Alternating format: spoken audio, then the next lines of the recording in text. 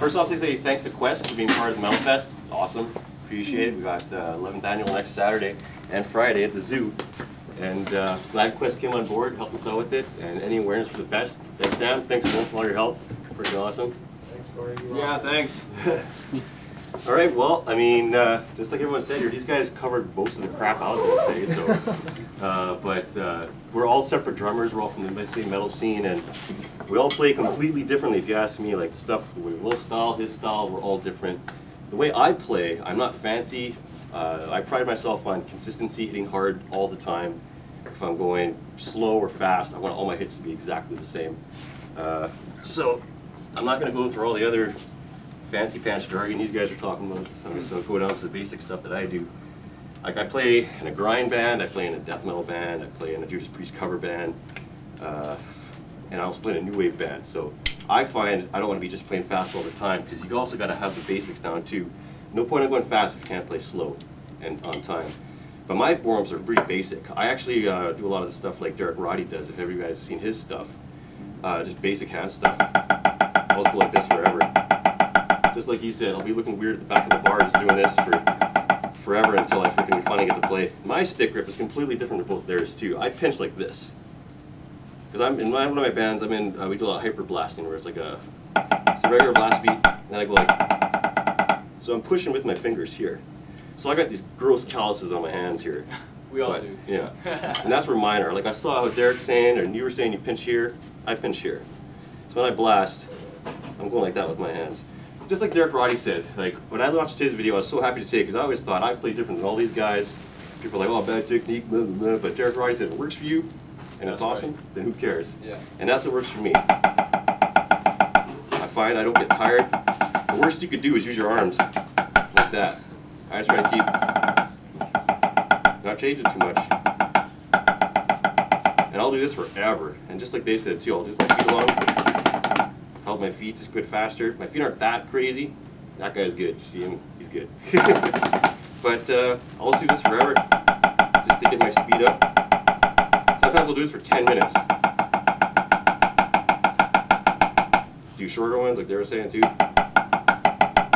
I don't do a lot of like the double strokes they're doing, stuff like that. I'll just keep the quarter notes all the time. That's how I found I got my hits really hard and fast. I'm just all the time. Just like they're saying too, don't depend on one hand all the time. Otherwise, you're going to be an uneven drummer. So I'll always go back and forth. And one of the other things I always do is, it might be weird playing on a skid, it's wonky, but to keep my stuff going fast all the time, I try to find the least amount of movement possible, like they're saying, not using your arms too much. So that's how I find I'm not using my arms too much, I'm just keeping everything here, so the least amount of movement possible so you're not getting tired really quick. So me, that's all I'll do is I'll sit down in front of the kit and sit and do this for 10 minutes. Start really slow too. And I'll try different types of blast beats, like just that one. Like, that's Hell Corpse guy's name. Yeah. I can't remember his name. I can't remember his name. He's just like... Paul Mazurkowitz or whatever. Yeah, whatever his name is. And there's different types of blast beats that I'll do too. Like, there's the one that I do a lot, it's called a closed blast beat. And how I call it a closed blast beat is where my hands are the same regular, but my feet are together with every hit. Yeah, it is, yeah. But, so both my hits are going to every hit that I do on the snare. That's what I call a closed blast because everything's closed together. And sometimes I'll do, an easy way to keep time with it is have this hand go half time. I've seen a lot of drummers do that. I'm not a big fan of it, but I've seen a lot of drummers do it. I don't like that. I like to keep both hands going the whole time, but that does help a lot of guys keep time. I'll see a lot of drummers do that. Not my thing, but.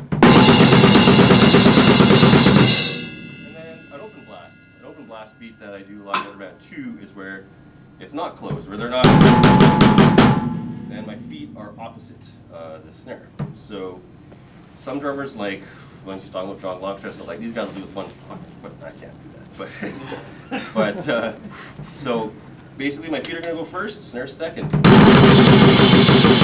opposed to. So if you ever something talking about closed open blast, that's the difference. And I find when I want to get fast and around the whole kit, just so you're not getting used to like playing on one side, some drummers have their hats here, and they won't go out of their comfort zone. But I try it, if I find something hard, I'll keep working on it and stuff like that, and make sure I'm comfy on the whole kit. So one thing I'll do when I'm trying to do a blast beat and do it around the whole kit, I'll do something just like this forever.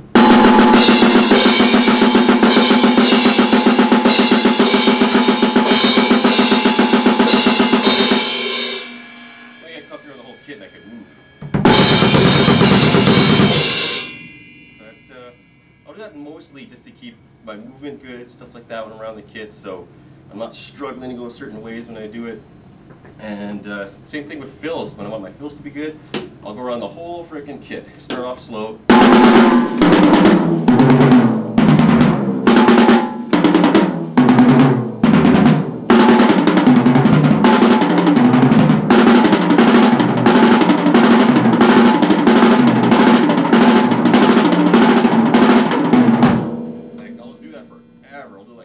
Sometimes.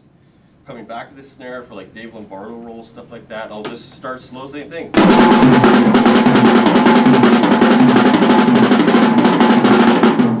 do that forever, just make sure I can come back, return to the snare. I used to have a big problem with that when I started out drumming. I'd be like, try to do a fill. When I try to go back to the snare, I'd get all wrapped up and mess it up, so I'd do that really slow in my room if I had to.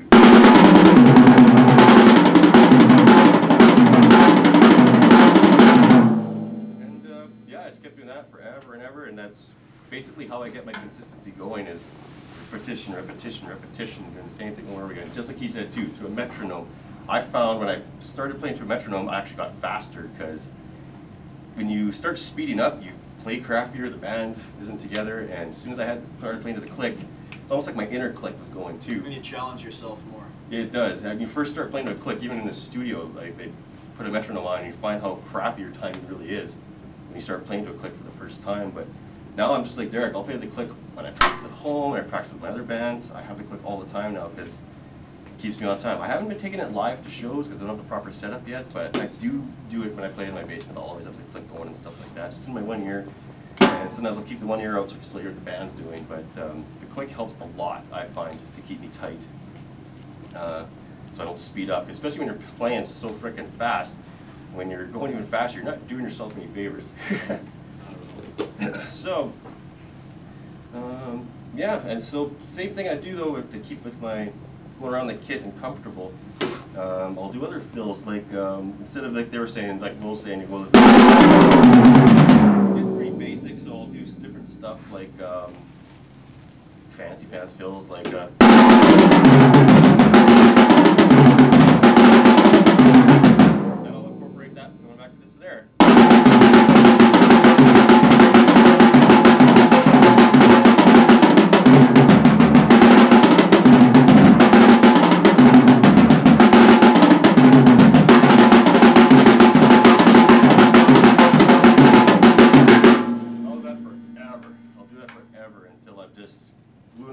And my arms are nice and warmed up, and then I find when I move around the kit, it's so easy then, and just get faster and faster and faster. Same thing with the metronome, keep going. See at 10 beats per minute you go each time? Yeah, me too. I'll even start as slow as 130, and then get as fast as I can. Some days your body cooperates, and some days it doesn't, and a lot of days it doesn't. Yeah, for sure. But I mean, one thing I was going to show then is. I was going to play a quick part of a song in one of my bands that incorporates a lot of the stuff that I'm talking about, like a closed blast, an open blast, and kind of like you were saying, what you call it, a Slayer beat, the typical beat. Like I would do, like Will was saying too, start off slow. I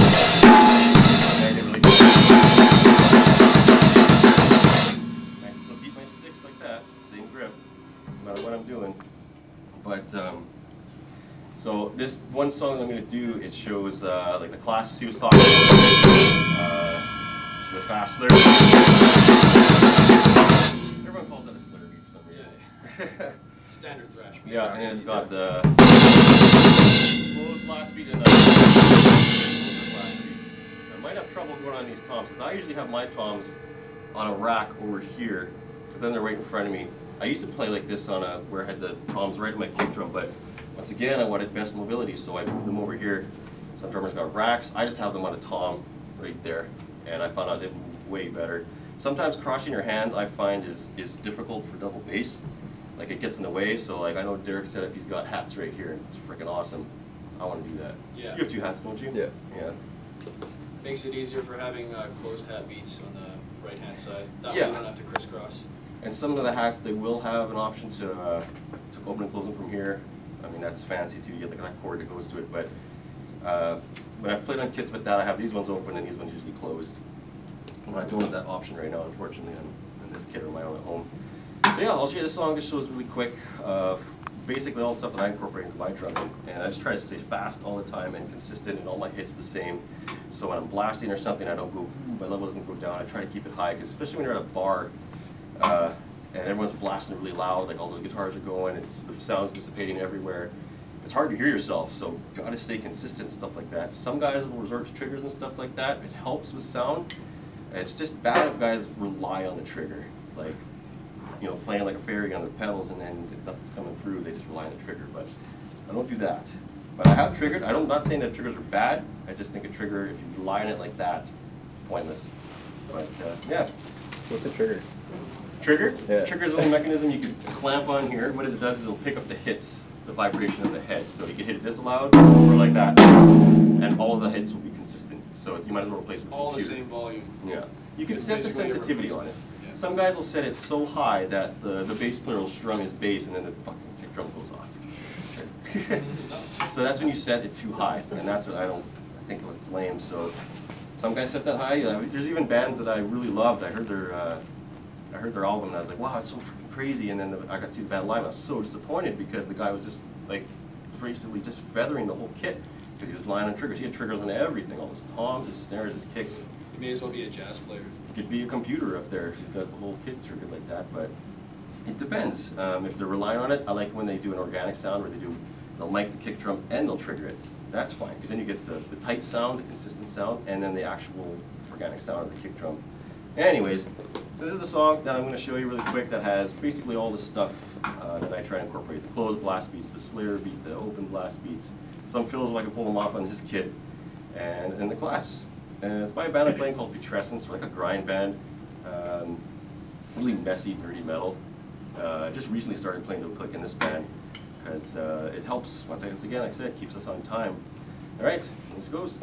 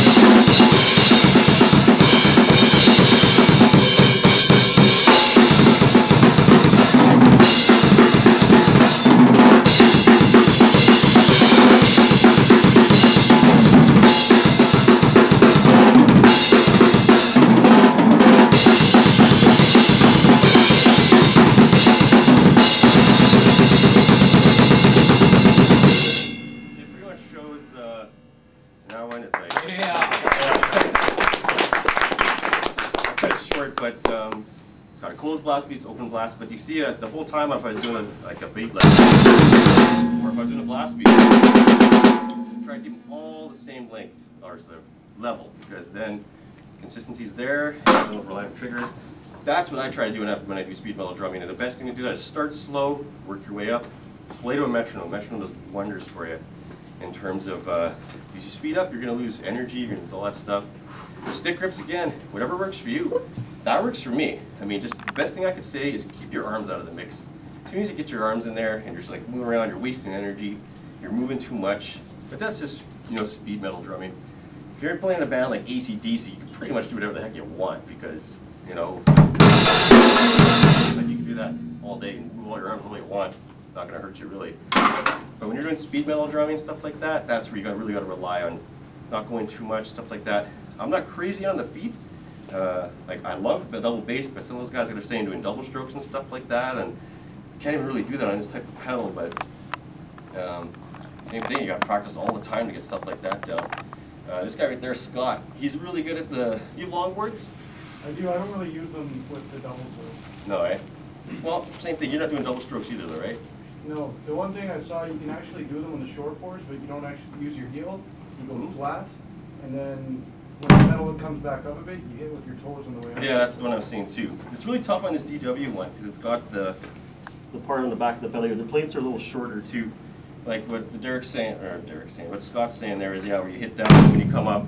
It's almost like they're talking with the, people do that with their hands even. They'll hit one up, come up again. You do it with your feet, but that's way more difficult if you ask me to do that. So with different type of pedals, develop with different types of speed. This pedal I just got myself. This is Derek's right here, but I have one sitting over there too. And this pedal is known for being really heavy. Like you wear weights to get stronger. I wear weights too to get my feet faster. But this pedal is a pretty heavy pedal, and I'm still trying to get used to it myself. A lot of guys get that Axis pedal because it's got the boards that are like got a couple more inches on it. And you can pull really far back when you want to go really fast on it. I've played on those, and it's like running on a bike in first gear, you know, where it's like the pedal's not even there, but you got a really good control. So when you're buying a double kick pedal, especially for being fast, it's a bitch because all the pedals are so different. This one I've liked so far though, because it's a heavy pedal. I find the hits are all consistent whenever I use it. The heads, it's got the felt or the plastic that you can use. I've been using the plastic. Derek plays on the felts. You just like the sound of the response? It's just a feel thing, I guess. Yeah, like I'll show you on mine. Like it's got the, I like these ones right now. I feel it's giving me a nice heart attack when I hit with it, but Derek's playing with the felts. Whatever works for you. I find with the plastic, it's a nice really hard hit, but this is felts right here. Still sounds pretty good. But yeah, pedal's a huge thing, and it's unfortunate you can't really take them home and play with them. I don't know if Quest does that. Take pedal home for 2 weeks. No. But yeah, you know, the pedal is a really hard part, I find, to find the right pedal that works. I'm on like my 5th pedal now. I started with an Iron Cobra. The cool thing with that one is you could change every gear on it all over the place, but this one I just found out today how low the footboard's on it. Yeah. They're all different. What do you play, Scott? I have the Axis right now. You have the Axis? And an Iron Cobra as well. And you're a Cobra and a Eliminator, right? Yeah. Yeah, I had Pro Eliminators for 8 years, and they were great, but I found eventually I hit my ceiling with them, and now I'm trying to get another level of drumming.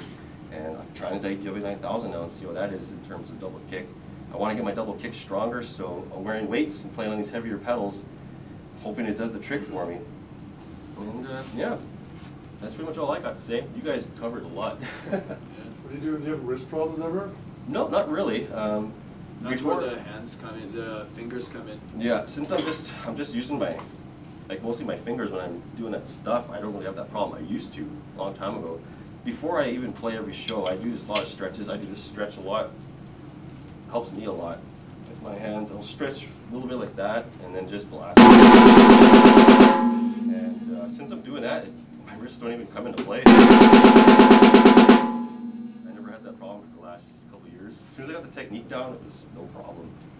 And yeah, I mean, I guess some guys are doing the wrists. You use more wrists, I guess? No, I use no wrist almost. Yeah, it's just fingers. I use wrist when I'm doing accents, but mostly it's all fingers. I mean, you're going to use your wrists a bit when you're doing fills and stuff. Yeah, it's just going to happen. That's natural. And sometimes when you play that crappy venue where, you know, where drums aren't mic'd for some reason, they got one mic for your kick and snare and nothing on your toms, you're hitting harder, you play crappier, then that's when you might end up losing some of your technique. But overall, most of the time you get lucky, and I still get to play with my fingers still. I mean, there's times I've been to some clubs where you play and the sound system's so bad you can't hear yourself that you play really bad, and technique's out the window sometimes. Yeah, pretty much. Most of the time you're safe though. But yeah, any other questions? Guess not. All right, thanks a lot.